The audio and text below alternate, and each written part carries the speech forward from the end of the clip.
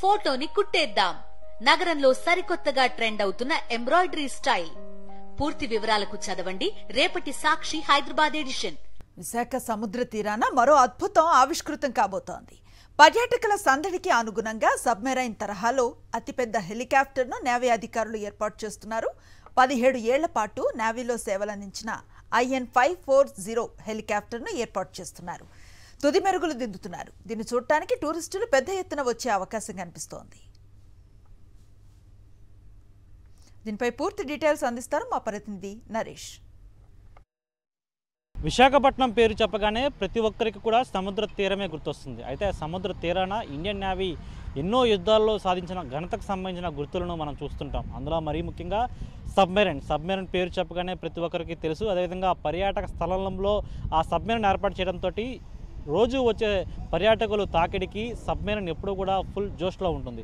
అయితే ఇప్పుడు సరిగ్గా ఇండియన్ నేవీ ఈ సబ్మెరైన్ ఎదురుగానే మరొక హెలికాప్టర్ను పెడుతుంది. అయితే ఇండియన్ నేవీకి సంబంధించిన రెస్క్యూ ఆపరేషన్లో ఎన్నో ఏళ్ళు సేవలు అందించిన ఇప్పుడు హెలికాప్టర్ పర్యాటకుల సందర్శనార్థం విశాఖపట్నం సముద్ర తీరాన ఉండడం ఎంతో ఆనందదాయకం. అయితే IN-540 ఇది రెస్క్యూ ఆపరేషన్లో దీనిని ఇండియన్ నేవీ అధికారులు ఉపయోగిస్తుంటారు. ఎన్నో ఏళ్ల పాటు కూడా సేవలు అందించింది. 17 ఏళ్ల క్రితం సంబంధించి చూసుకుంటే 17 ఏళ్ల నుంచి కూడా ఇది సేవలు అందిస్తున్న దృశ్యాలు అయితే మనం చూసాం. అయితే పూర్తిగా కూడా అనేక చోట్ల ముఖ్యంగా సముద్రంలో ఎటువంటి రెస్క్యూ చేయాల్సి ఉన్న చాలా వరకు సముద్రంలో వేటగాళ్ళు ఎవరైతే లోపలికి చేపల కోసం వెళ్తుంటారో బోట్లో కొన్నిసార్లు ప్రమాదవశాత్తు అవి తగలబడుతుంటాయి. అదేవిధంగా కొన్నిసార్లు మునిగిపోతుంటాయి. అలాంటి వారిని రెస్క్యూ చేయడానికి కోస్ట్ గార్డ్స్ అలర్ట్ అవుతారు. ఇలాంటి తరుణంలో వారు బోటు మార్గాన్ని వెళ్ళినప్పటికీ కూడా రెస్క్యూ ఆపరేషన్ చేపట్టడానికి ఈ విధంగా హెలికాప్టర్ ద్వారా కూడా వెళ్తుంటారు. అయితే ఎగ్జాక్ట్గా ఇప్పుడు సబ్మెరైన్కి ఆపోజిట్లోనే ఈ విధంగా పెద్ద హెలికాప్టర్ని ఏర్పాటు చేయడం, అదేవిధంగా ఈ హెలికాప్టర్ ఖచ్చితంగా సందర్శకులను పర్యాటకులను ఎంతో కూడా ఆనందదాయకంగా చేస్తుందనేది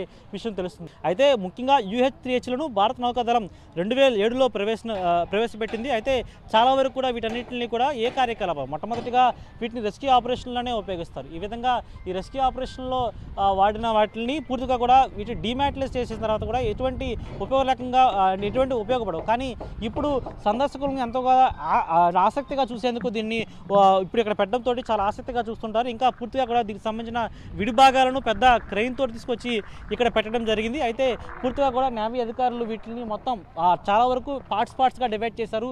అందులో హెలికాప్టర్కి సంబంధించిన ముందు భాగంలో ఉన్న పార్ట్స్ కూడా చూస్తున్నాం. పూర్తిగా కూడా వాటిని ఈ విధంగా విడిభాగాలు ఈ విధంగా ఉన్నాయి. వీటిని ఫిట్ చేస్తున్నారు. అయితే చూస్తాం మన కింద హెలికాప్టర్కి సంబంధించిన పూర్తిగా విడిభాగాలను కింద పెట్టిన తర్వాత కింది భాగంలో నుంచి కూడా వారు ఇంకా రిపేర్ చేసి కింద టైర్ల భాగంలో పూర్తిగా కూడా ఈ ఏదైతే కింద హెలికాప్టర్ సంబంధించిన ముందు భాగంలో టైర్లు ఉంటాయో ఆ టైర్స్ని కూడా పూర్తిగా కూడా అధికారులు అక్కడ బిగిస్తున్న సిచ్యువేషన్ కనిపిస్తుంది.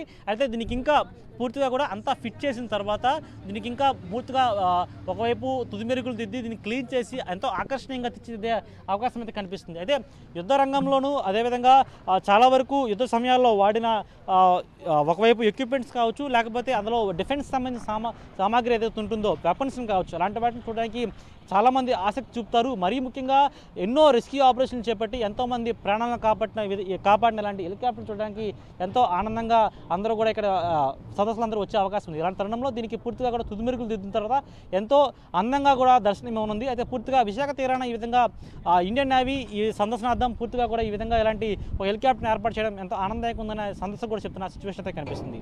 జర్నలిస్ట్ శంకర్తో నరేష్, సాక్షి టీవీ, విశాఖపట్నం నుంచి.